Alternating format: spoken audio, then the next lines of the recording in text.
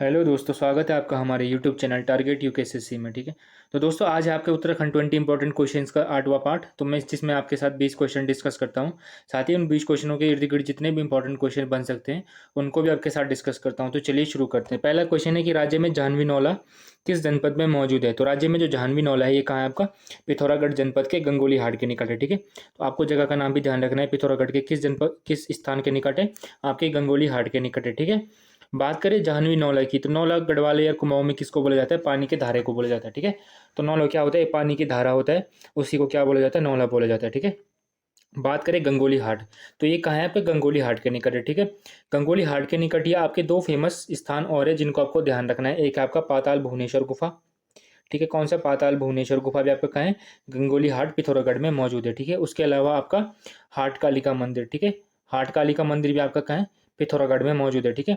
अब बात करें जो हाट कालिका मंदिर है, ये किसका मंदिर है? ये माँ काली का मंदिर है। ठीक है। तो माँ काली का मंदिर है। इस मंदिर से एक इंपॉर्टेंट क्वेश्चन है कि ये मंदिर जो कुमाऊं रेजिमेंट है उनकी कौन क्या है ये? उनकी आराध्य देवी है। कौन सी? हाट कालिका मंदिर, हाट कालिका माता। ठीक है। जब भी जो जो जितने भी जो जवान होते हैं, जब भी वो युद्ध में जाते हैं तो उनकी रक्षक माना जाता है किसको? हाट कालिका माता को। ठीक है। जैसे गढ़वाल रेजिमेंट के आराध्य देव कौन है? बद्री विशाल है। ठीक है। तो जब भी गढ़वाल रेजिमेंट के जवान युद्ध में जाते हैं तो उनका आराध्य देव यानी उनके रक्षक माना जाता है किसको? बद्री विशाल को। ठीक है। वैसे ही जो कुमाऊं रेजिमेंट है उनकी रक्षक या उनके आराध्य देवी माना जाता है किसको? हाट कालिका माता को। ठीक है। और जो माँ हाट कालिका मंदिर है वो कहाँ है आपका? पिथौरागढ़ के गंगोली हाट में स्थित है। ठीक है। इतने पॉइंट आपको यहाँ से ध्यान रखने। ठीक है। नेक्स्ट क्वेश्चन है, किस मंदिर के काष्ठ कपाट राष्ट्रीय संग्रहालय दिल्ली में रखे गए हैं? ठीक है। परीक्षा वाणी का क्वेश्चन है, तो थोड़ा मैंने घुमा के बना रखा है। आपको बताना है कि किस मंदिर के काष्ठ कपाट राष्ट्रीय संग्रहालय दिल्ली में रखे गए हैं। ठीक है। जब आप जिला दर्शन खोलेंगे अल्मोड़ा वाला, वहाँ पे ये मेंशन कर रखा क्वेश्चन। ठीक है। तो आपके कटारमल का सूर्य मंदिर कहाँ है आपका? कटारमल का सूर्य मंदिर कहाँ है आपका? अल्मोड़ा जनपद में। ठीक है। तो कटारमल का सूर्य मंदिर कहाँ है आपका? अल्मोड़ा में। ठीक है। तो कटारमल के सूर्य मंदिर के जो लकड़ी के दरवाजे हैं उनको कहाँ संरक्षित किया गया है? उनको दिल्ली के राष्ट्रीय संग्रहालय में संरक्षित किया गया। ठीक है। जो कटारमल का सूर्य मंदिर है इसका अन्य नाम क्या है? इसका बूटधारी सूर्य मंदिर भी इसको कहा जाता है। ठीक है। यह बूटधारी सूर्य मंदिर भी किसको कहा जाता है? कटारमल सूर्य मंदिर को कहा जाता है। ठीक है। जो कटारमल सूर्य मंदिर है इसका निर्माण कौन कराता है? कटारमल कराते हैं। ठीक है। कटारमल कौन थे? कत्यूरी राजा थे। ठीक है। आपको ध्यान रखना है, कत्यूरी राजा कटारमल के द्वारा कटारमल सूर्य मंदिर की क्या कराया जाता है? निर्माण कराया जाता है। ठीक है। बात करें द्वारा हाट का मंदिर समूह, तो जो द्वारा हाट का मंदिर समूह ये भी कहाँ है आपका?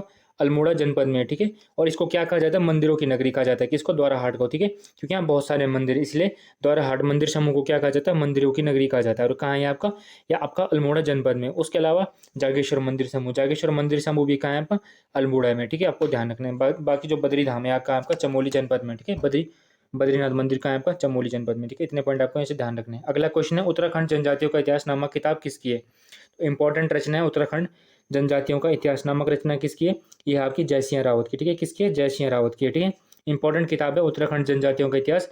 किसकी रचना है? जयसिंह रावत की रचना है। ठीक है।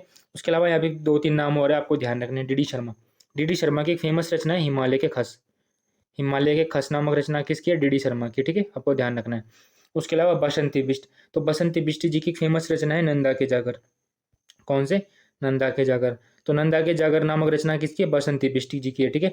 बात करें शेरशाह पांगती जी की, तो शेरशाह पांगती जी की एक फेमस रचना है मध्य हिमालय के भोटिया। तो मध्य हिमालय के भोटिया किसकी रचना है? शेरशाह पांगती जी की है। ठीक है। तो आपको ध्यान रखना है, इतने किताबों से और इतने नामों से उत्तराखंड जनजातियों का इतिहास किसकी है? जयसिंह बिष्ट की है, जयसिंह रावत की है। ठीक है। बात करें D D Sharma, D D Sharma की कौन सी? हिमालय के खस। ठीक है। बसंती बिष्ट जी की फेमस रचना है नंदा के जागर, और शेरशाह पांगती जी की रचना कौन सी है? मध्य हिमालय के भोटिया। तो आपको इतने पॉइंट ऐसे ध्यान रखने हैं। अगला क्वेश्चन है, राज्य विधि कॉलेज राज्य में कहाँ मौजूद है? तो जो राजकीय विधि कॉलेज कहाँ है आपका? गोपेश्वर में। ठीक है। आपको ध्यान रखना है, राजकीय विधि कॉलेज आपका कहाँ है? गोपेश्वर में। ठीक है। उसके अलावा भवाली, भवाली नैनीताल में फेमस है राजकीय विधिक अकादमी। ठीक है।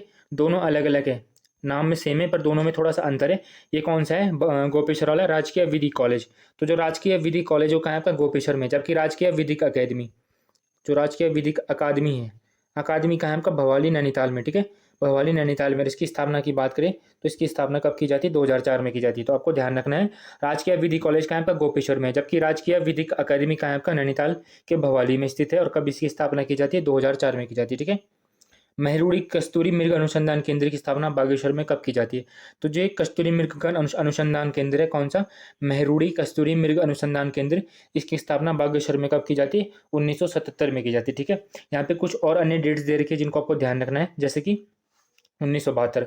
1972 में किसकी स्थापना होती है? केदार वन्यजीव अभयारण्य की स्थापना होती है। कब? 1972 में, ठीक है। और ये भी किसके लिए? आपके कस्तूरी मृग के लिए है, ठीक है। कौन सा? केदार वन्यजीव अभयारण्य। कब होती है इसकी स्थापना? 1972 में होती है। बात करें 1986 की, 1986 में किसकी स्थापना होती है? अस्कोट वन्यजीव अभयारण्य। कौन सा? अस्कोट वन्यजीव अभयारण्य की स्थापना कब होती है? 1986 में होती है, ठीक है। और ये कहाँ है? पिथौरागढ़ जनपद में। कौन सा? आपका अस्कोट वन्यजीव अभयारण्य, ठीक है। बात करें 1982, तो 1982 में प्रजनन केंद्र की स्थापना होती है। कहाँ पे? चमोली में, ठीक है। चमोली का फेमस बुग्याल है कांचुला खर्ग। तो कांचुला खर्ग में 1982 में एक प्रजनन केंद्र की स्थापना होती है, जहाँ क्या था? कस्तूरी मृग प्रजनन केंद्र। कहाँ है आपका? ये आपका कांचुला खर्ग चमोली में स्थित है, ठीक है। मैं यहाँ पे साइड में मेंशन कर दूंगा सारी चीज़ों को, आप इनको नोट कर लीजिएगा, ठीक है। अगला है श्रीदेव सुमन की मृत्यु कितने दिनों के भूख हड़ताल के बाद होती है, ठीक है। इंपॉर्टेंट क्वेश्चन है श्रीदेव सुमन से कि श्रीदेव सुमन की जो मृत्यु होती है कितने दिनों की भूख हड़ताल के बाद होती है। तो 84 दिन की भूख हड़ताल होती है किसकी? श्रीदेव सुमन की, जिसके बाद फाइनली उनकी क्या हो जाती है? वो शहीद हो जाते हैं, ठीक है। तो श्रीदेव सुमन से थोड़ा सा चर्चा कर लेते हैं। जो श्रीदेव सुमन था, इनका जन्म कब होता है? इनका जन्म होता है कब? 1916 में, ठीक है। 1916 में इनका जन्म होता है। कहाँ पे होता है? टिहरी गढ़वाल के जौल गांव में, ठीक है। टिहरी गढ़वाल का जौल गांव था, जहां श्रीदेव सुमन का जन्म होता है, ठीक है। बात करें श्रीदेव सुमन के पिता का नाम क्या था? तो हरिदत्त बडोनी थे श्रीदेव सुमन के पिता, जो कि क्या थे? एक वैद्य थे, ठीक है। वैद्य थे कौन? आपके हरिदत्त बडोनी जी, ठीक है। उन्हीं के पुत्र कौन थे? श्रीदेव सुमन, जिनका जन्म कब होता है? 1916 में होता है। कहाँ पे होता है? टिहरी गढ़वाल के जौल गांव में होता है, ठीक है। श्रीदेव सुमन से कुछ अन्य फैक्ट। 23 जनवरी 1939 को टिहरी राज्य प्रजामंडल की स्थापना करते कौन? आपका श्रीदेव सुमन। कहाँ पे? देहरादून में। तो देहरादून में 23 जनवरी 1939 को किसकी स्थापना करते हैं? टिहरी राज्य प्रजामंडल की स्थापना करते हैं कौन? आपके श्रीदेव सुमन जी, ठीक है। श्रीदेव सुमन जी की जो ऐतिहासिक भूख हड़ताल थी वो कब से शुरू होती है, ठीक है। तो जो श्रीदेव सुमन जी की ऐतिहासिक भूख हड़ताल थी वो होती है आपकी 3 मई 1944 को शुरू, ठीक है। कब होती है? आपके 3 मई 1944 को शुरू होती है किसकी? श्रीदेव सुमन की भूख हड़ताल, ठीक है। और कब खत्म होती है? जब उनकी मृत्यु हो जाती है। कब होती है उनकी मृत्यु? उनकी मृत्यु होती है 25 जुलाई 1944 को। 25 जुलाई 1944 को श्रीदेव सुमन जी की मृत्यु हो जाती है, ठीक है। वो शहीद हो जाते हैं 84 दिन की भूख हड़ताल के बाद। जिसके बाद क्या होता है? उनके शव को यमुना नदी में फेंक दिया जाता है, ठीक है। और इसके बाद क्या होता है? टिहरी गढ़वाल में मतलब आज़ादी की मांग बढ़ जाती है, और फाइनली 1 अगस्त 1949 को टिहरी गढ़वाल क्या हो जाता है? भारतीय संघ का हिस्सा बन जाता है। तो इतने पॉइंट आपको श्रीदेव सुमन की मृत्यु से ध्यान रखना है, ठीक है। अगला क्वेश्चन है मेदगंगा, बालगंगा, दूधगंगा नामक नदियां किसकी सहायक नदियां हैं? तो ये सारी सहायक नदियां किसकी? भिलंगना की। आपको ध्यान रखना है मेदगंगा, बालगंगा, दूधगंगा किसकी सहायक नदियां? आपकी भिलंगना की सहायक नदियां। राज्य में लामा ताल मौजूद है, तो राज्य में लामा ताल कहाँ मौजूद है? आपका उत्तरकाशी में मौजूद है। कौन सा? आपका लामा ताल। तो आपको ध्यान रखना है राज्य में लामा ताल कहाँ मौजूद है? आपके उत्तरकाशी में मौजूद है, ठीक है। नेक्स्ट क्वेश्चन है निम्न में से किस देवी का मंदिर अल्मोड़ा जनपद में मौजूद है? तो आपने बताना है इनमें से किस देवी का मंदिर आपके अल्मोड़ा जनपद में मौजूद है, ठीक है। तो आपके त्रिपुरा त्रिपुरा देवी मंदिर कहाँ है? आपका अल्मोड़ा जनपद में मौजूद है, ठीक है। बात करें सांतला देवी मंदिर की, तो सांतला देवी मंदिर आपका कहाँ है? देहरादून में, ठीक है। बात करें आपके उमा देवी मंदिर की, तो उमा देवी मंदिर कहाँ है आपका? ये आपका चमोली जनपद में मौजूद है। कौन सा? उमा देवी मंदिर, ठीक है। कहाँ पे? कर्णप्रयाग के निकट है। कौन सा? आपका उमा देवी मंदिर, ठीक है। त्रिपुरा देवी मंदिर मैंने आपको बता दिया अल्मोड़ा जनपद में मौजूद है, और सांतला देवी मंदिर का आपका देहरादून जनपद में मौजूद है, ठीक है। इतने पॉइंट आपको ऐसे ध्यान रखने हैं। निम्न में से किस मेले का आयोजन उत्तरकाशी जनपद में होता है? तो आपको बताना है इनमें से किस मेले का आयोजन आपके उत्तरकाशी जनपद में होता है, ठीक है। तो खरसाली मेला आपका कहाँ लगता है? उत्तरकाशी में लगता है, ठीक है। बात करें बिशु मेला की, तो बिशु मेला आपका कहाँ लगता है? चक्रौता में लगता है, ठीक है। चक्रौता कहाँ होता है? आपका देहरादून में आता है। कौन सा? आपका चक्रौता, ठीक है। बात करें जाख मेले की, तो जाख मेला फेमस मेला है जो कि आपके कहाँ लगता है? रुद्रप्रयाग में लगता है, ठीक है। और क्यों फेमस है? क्योंकि इसमें जलते हुए अंगारों में चला जाता है, ठीक है। बात करें गेंदी का मेला, तो गेंदी का मेला आपका कहाँ लगता है? डाडा मंडी पौड़ी गढ़वाल में लगता है, ठीक है। और इस मेले को लेकर खास बात क्या कही जाती है कि इसमें 7 खून माफ होते हैं, ठीक है। 7 खून माफ वाला मेला कौन सा? आपका गेंदी का मेला, ठीक है। अगला क्वेश्चन है जुंगराली दर्रा किस जनपद में मौजूद है? तो जो जुंगराली दर्रा है कहाँ आपका? चमोली जनपद में मौजूद है, ठीक है। और क्यों फेमस है आपका जुंगराली दर्रा? क्योंकि यहाँ जो नंदा देवी यात्रा होती है, नंदा देवी राज जात यात्रा होती है, उसमें उसके बीच में पड़ता है। कौन सा? आपका जुंगराली दर्रा, ठीक है। आपको ध्यान रखना है। कुमाऊं में संस्कार गीतों को क्या कहा जाता है? तो कुमाऊं में जो संस्कार गीत होते हैं उनको क्या कहा जाता है? उनको शाकुनाकर कहा जाता है, ठीक है। तो कुमाऊं में संस्कार गीतों को क्या कहा जाता है? शाकुनाकर कहा जाता है।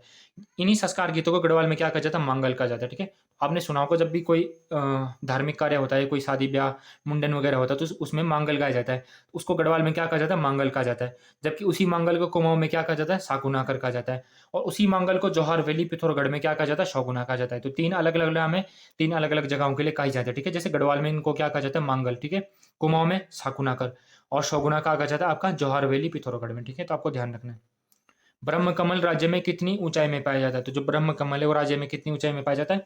आपके 4800 मीटर से 6000 मीटर की ऊंचाई में पाया जाता है। कौन? आपका ब्रह्म कमल। ठीक है, आपको ध्यान रखना है। राज्य में मिट्टी से बनी मूर्तियों को क्या कहा जाता है? तो जो राज्य में मिट्टी से बनी मूर्तियां होती है उनको क्या कहा जाता है? उनको डिकारा कहा जाता है। ठीक है, तो आपको ध्यान रखना है, मिट्टी से बनी मूर्तियों को राज्य में क्या कहा जाता है? डिकारा कहा जाता है। ठीक है। नाबार्ड की स्थापना कब होती है? तो ये थोड़ा मैंने जीएस से क्वेश्चन डाला है। तो आपका नाबार्ड है, इसकी स्थापना कब होती है? आपके 1982 में होती है। ठीक है, 1982 में स्थापना होती है किसकी? नाबार्ड की। ठीक है, बात करें नाबार्ड, तो नाबार्ड की स्थापना किस समिति की सिफारिश पे होती है? तो आपकी शिवरमन समिति की सिफारिश पे होती है। किसके? शिवरमन समिति की सिफारिश पे होती है किसकी स्थापना? नाबार्ड की स्थापना। ठीक है। उत्तराखंड में वाइल्ड लाइफ ट्रेनिंग सेंटर कहाँ मौजूद है? तो उत्तराखंड में जो वन्य जीव प्रशिक्षण संस्थान है वो कहाँ है आपका? वो है आपका कालागढ़ में। ठीक है, आपको ध्यान रखना है, उत्तराखंड में वाइल्ड लाइफ ट्रेनिंग सेंटर कहाँ है आपका? कालागढ़ में। ठीक है।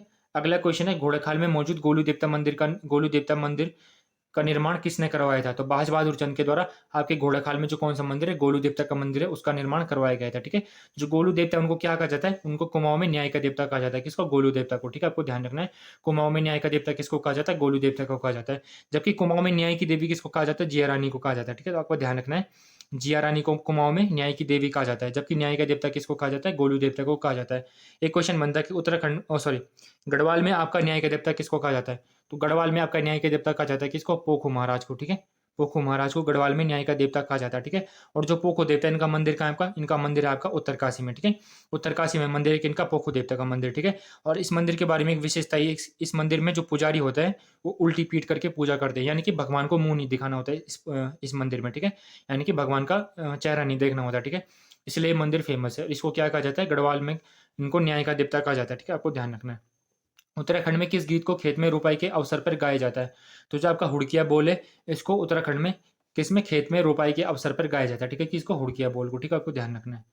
अगला क्वेश्चन है, कुमाऊं में खड़ी बोली का सबसे पहले प्रयोग किसने किया था? तो जो कुमाऊं में खड़ी बोली का सबसे पहले प्रयोग कौन करता है? गुमानी पंत करता है। ठीक है, तो गुमानी पंत जी कुमाऊं में खड़ी बोली का सबसे पहले प्रयोग करते हैं। ठीक है, बात करें गुमानी पंत जी का जन्म कब होता है? 1790 में होता है। ठीक है, कहाँ पे होता है? काशीपुर में होता है। ठीक है, इनकी कुछ फेमस रचनाएं जैसे गुमान गुमान नीति हो गया और राम महिमा शतक हो गया। उसके अलावा इनकी कुछ और फेमस रचनाएं जो कि मैं आपको यहाँ पे मेंशन कर दूंगा, आप उनको नोट कर लीजिएगा। ठीक है, अगला क्वेश्चन है कि मुगलों का गढ़वाल पर आक्रमण कब होता है? तो जो मुगल थे ये गढ़वाल पर पहली बार आक्रमण कब करते हैं? आपका 1635 में करते हैं। ठीक है, और कहाँ पे करते हैं? आपके देहरादून वाले रीजन पे करते हैं। उस टाइम में गढ़वाल में राजा कौन था? पृथ्वीपति शाह था। ठीक है, तो पृथ्वीपति शाह के काल में क्या करते हैं? मुगल गढ़वाल पे आक्रमण करते हैं। ठीक है, उस समय मुगल राजा कौन था? शाहजहां था। ठीक है, और पृथ्वीपति शाह उस समय क्या था? छोटा था, यानी कि बालक था, इसलिए इसकी शिक्षिका कौन थी? रानी कर्णावती। तो रानी कर्णावती क्या करती है? इस युद्ध को लड़ती है। ठीक है, और क्या करती है? मुगलों के नाक और कान काट देती है, इसलिए इनको क्या कहा जाता है? नक्कटी रानी भी कहा जाता है। किसको? रानी कर्णावती को। ठीक है, तो सबको वीडियो पसंद, अगर वीडियो पसंद आती है प्लीज वीडियो को लाइक कीजिएगा और चैनल को सब्सक्राइब कीजिएगा। Thank you for watching.